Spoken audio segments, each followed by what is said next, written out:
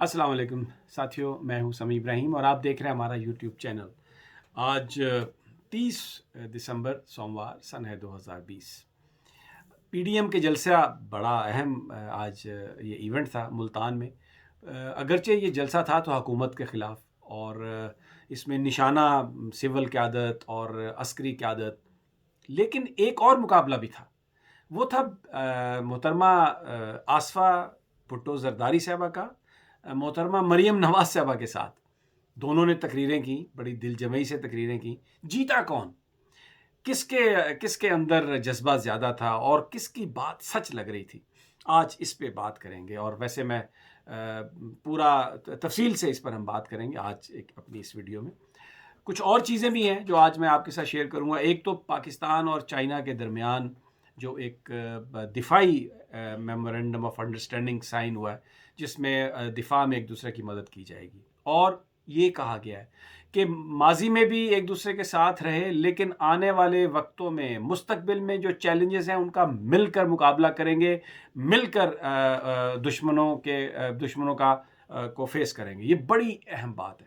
China के वज़ीर दिफ़ा पाकिस्तान में थे, वो गए वहाँ पर GHQ में जनरल कमर जावेद बाजवा से मुलाकात हुई, पूरा डेलीगेशन था। पीपल्स लिबरेशन आर्मी के जो सरबराह थे वो भी उनके साथ थे। इसकी भी तफसीलात कि अब इसका क्या पाकिस्तान को फ़ायदा होगा और ये क्यों करने की ज़रूरत पेश आई। और आज ये समझ आई कि कल ISI हेडक्वार्टर्स में जो एक बड़ी मीटिंग थी, जिसमें इमरान खान थे, जिसमें DG ISI थे, जिसमें जनरल कमर जावेद बाजवा थे, जिसमें DGMO थे, जिसमें चीफ ऑफ जनरल स्टाफ थे, पूरी पाकिस्तान की दिफाई क़यादत मौजूद थी वहाँ पर।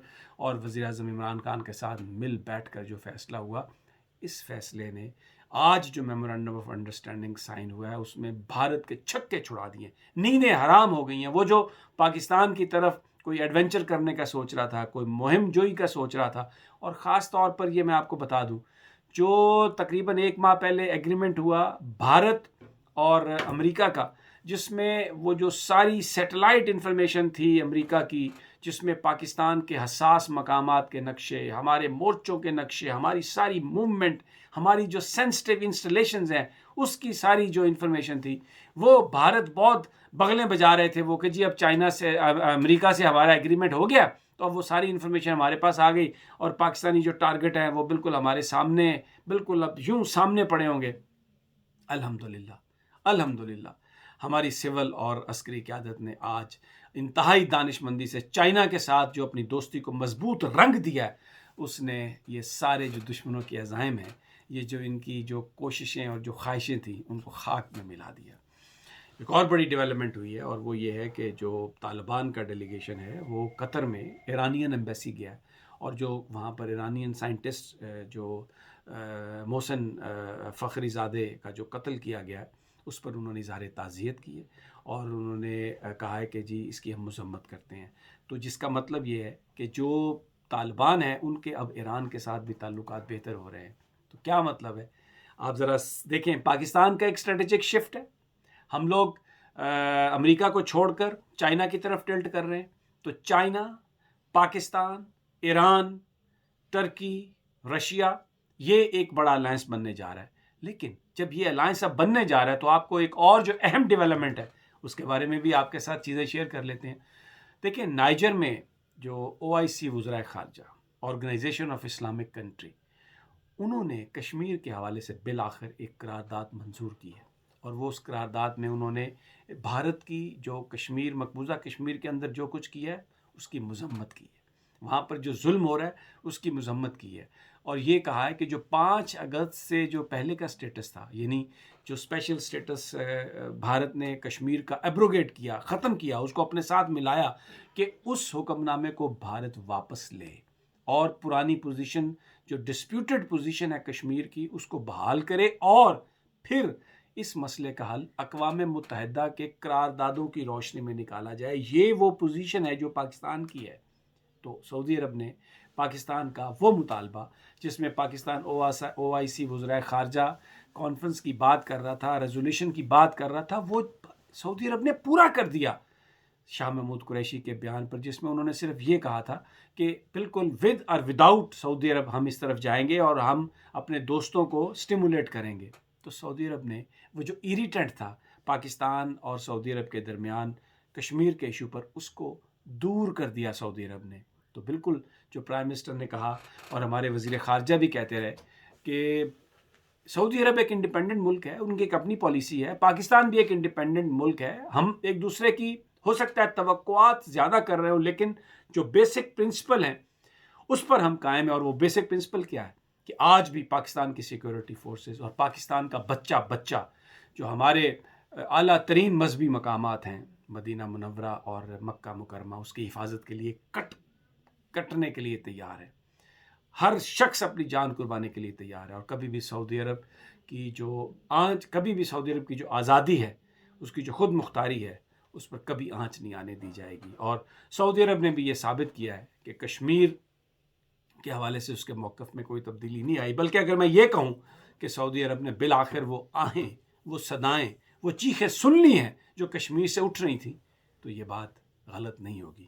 بہرحال اس کی ایک اور وجہ جو میں نے آپ کو پہلی ڈیولپمنٹ بتائی ہے, جب سعودی عرب نے یہ دیکھا کہ اب تو پاکستان چائنا کے کیمپ میں باقاعدہ شامل ہو گیا اور ایران کے ساتھ ان کے تعلقات بہتر ہو سکتے ہیں, اور دوسری جانب ٹرمپ الیکشن ہار چکے ہیں اور وہاں پر جو بائیڈن جو عدنان خشگی کی قتل کی بات کر رہا ہے, جو وہاں پر یمن کے اندر جنگ بندی کی بات کر رہا ہے, جو ہیومن رائٹس کے حوالے سے کہتے ہیں کہ ہم کسی کو معاف نہیں کریں گے, تو سعودی عرب کو بھی سمجھ آئی اس بات کی کہ جناب مل کر ہی ہم اپنی بقا کا تحفظ کر سکتے ہیں, مل کر ہی چلنے میں عافیت ہے.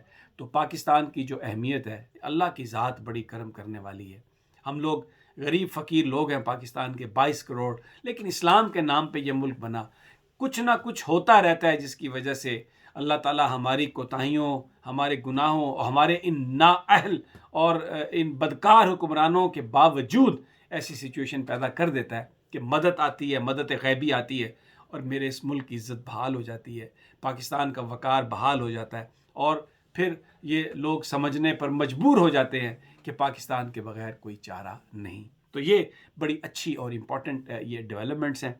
اب آ جاتے ہیں پی ڈی ایم کے جلسے پہ. بڑا سوال میں نے آپ سے کہا تھا کہ جلسہ مریم نواز اور آصفہ کے درمیان جو جنگ تھی, آج آصفہ کا پہلا دن تھا, باقاعدہ طور پر وہ سیاست میں لانچ ہوئی اور ان کی آج پہلی اپیرنس تھی. تو پوری پیپلز پارٹی, وہ لوگ جو ذوالفقار علی بھٹو کے ساتھ تھے, پھر محترمہ بے نظیر کے ساتھ تھے, جنریشنز جو پیپلز پارٹی کے جنہیں جالے کہا جاتا ہے, لیکن بعد کی پولیٹیکل ڈیولپمنٹ سے اور تھوڑا کوئی پریشان ہو کر, کوئی دل کسی کا دکھ گیا اور اپنی انہوں نے پولیٹیکل جو ٹریول تھے, اپنی جو منزلیں تھیں وہ تبدیل کر لی تھی. آج وہ سب دیکھ رہے تھے. مریم صاحبہ آئیں, انہوں نے تقریر کی, ایک لمبی تقریر, پرچی کے بغیر کچھ نہیں کہہ سکتی. اتنا بڑا پرچہ تھا. ان کے ابا جی بھی پرچیاں پڑھتے تھے, گھر سے ٹائپ کر کے لے کے جاتے تھے, تو وہ وہاں پر وہ بھی پرچے لے کے گئی ہوئی تھیں, اور انہوں نے جو پڑھائی شروع کی اور جھوٹ پہ جھوٹ بولا. اتنا جھوٹ بولا کہ جی نواز شریف صاحب کو اپنے والد کی نماز جنازہ میں شرکت کی اجازت نہیں دی گئی. سارے پاکستان کو پتہ ہے کہ مشرف نے عام معافی دی تھی کہ آ جائیں آپ دفنائیں اور تدفین کے بعد واپس چلے جائیں, کچھ نہیں کہا جائے گا. پھر کہ جی اب ان کو اپنی امی کی نماز جنازہ ادا کرنے نہیں دی گئی, لحد میں اتارنے کی سعادت نصیب نہیں ہوئی, خود نہیں آئے گرفتاری کے ڈر سے. اور گرفتاری کسی غریب آدمی کے جہاد کے لیے نہیں, پاکستان کے لیے نہیں, لوٹا ہوا مال بچانے کے لیے. بھائی وہ اربوں روپے جو ہڑپ کر گئے اس کی منی ٹریل پوچھ رہے ہیں, وہ نہیں ہے, سزا یافتہ ہیں, علاج کا بہانہ کر کے جھوٹ بول کے باہر چلے گئے, اب واپس نہیں آنا تھا. اور مریم نواز جھوٹ بول رہی تھیں, اور پہلے کہا کہ اللہ کی قسم میں اپنا ذاتی کو مسئلہ نہیں بیان کر رہی, تو یہ میرا مسئلہ ہے, یہ آپ کا مسئلہ ہے, اور بھائی انہی کا ذاتی مسئلہ ہے جو وہ بیان کر رہی تھی, لیکن اللہ کی قسم کھا کر جھوٹ بولا. پھر اس کے بعد کہ جی یوسف رضا گیلانی صاحب, ان کو بھی یہاں سے بھجوا دیا گیا تھا, تو بھول گئیں کہ ان کے والد صاحب نے کہا تھا یوسف رضا گیلانی کو کہ آپ پر الزام لگ گیا, آپ جائیں استعفیٰ دیں, اور اگر الزام کلیئر ہو تو آپ واپس آئیں. اور پھر ذوالفقار علی بھٹو کے جنازے کی بات کر رہی تھیں, تو نواز شریف جو ہیں وہ ضیاء الحق کی قبر پہ تقریر کرتے ہوئے کہتے ہیں, یہ موجود ہے سوشل میڈیا پہ ویڈیوز آپ دیکھ لیں, کہ یہ غدار تھا ذوالفقار علی بھٹو, اور یہ جو غدار ہے, یہ جو اس کا نام لیتی ہے, یہ ملک کو برباد کرنے آئی ہے. یہ نواز شریف کی آوازیں, ان کی اپنی تقاریر ہیں. اور آج محترمہ مریم نواز مگر مچھ تو ہے نہیں یہ کیونکہ فیمیل ہے, مگر مچھی کے آنسو بہا رہی تھی, اور وہاں پر جو انہوں نے جھوٹ بولا، بالکل نظر آ رہا تھا کہ عرفان صدیقی اور پرویز رشید نے کشیدہ کاری کر کے دی ہے. اپنے تو خیالات ہیں ہی نہیں. اتنی عقل کہاں، اتنی باتیں کہاں یاد رہ سکتی ہیں انہیں. جس طریقے سے میڈیکل کالج میں 3rd ڈویژن مائگریشن کرا کے آئیں، پتہ نہیں کہاں سے کیسے ہو کے، تو اتنی تو عقل وقل ہے نہیں، یہ تو سب کو پتہ ہے. پرچہ نہ ہو تو بھائی بالکل گنگ، کچھ نہیں بول سکتی. لیکن آصفہ بھٹو، آپ دیکھیں آصفہ بھٹو، مختصر تقریر، لیکن وہ سیاسی پیغام جو ان کی والدہ کا تھا، جو ان کے نانا کا تھا. انہوں نے کہا پیپلز پارٹی بنائی گئی تھی لوگوں کو ویلفیئر اسٹیٹ دینے کے لیے، آج بھی ہم اس پر قائم ہیں. اور پھر نعرہ یہ لگایا کہ بلاول بھٹو قدم بڑھاؤ، ہم تمہارے ساتھ ہیں.